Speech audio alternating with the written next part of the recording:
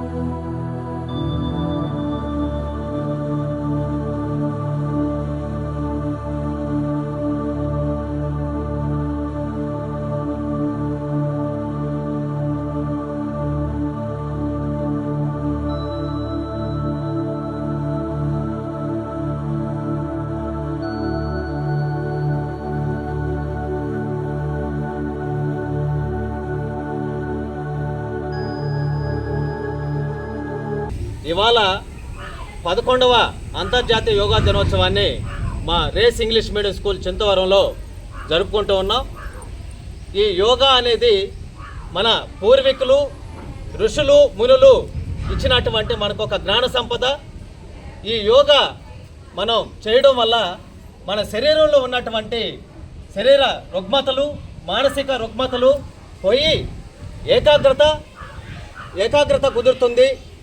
శరీరంలో ఉన్నటువంటి మనకి చాలా డిసీజెస్ అన్నీ కూడా ఈ యోగా చేయడం వల్ల నయమవుతాయి.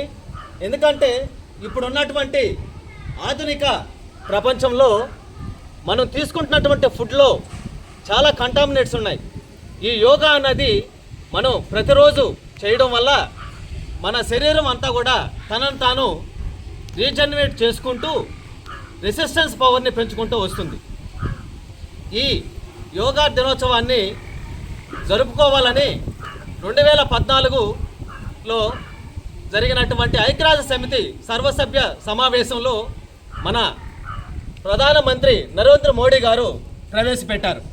ఆ తర్వాత 175 దేశాలు ఆమోదం తెలిపిన తర్వాత మనం ఈరోజు అంటే జూన్ 21న ప్రతి సంవత్సరం యోగా దినోత్సవాన్ని, అంతర్జాతీయ యోగా దినోత్సవాన్ని జరుపుకోవాలని నిర్ణయించారు.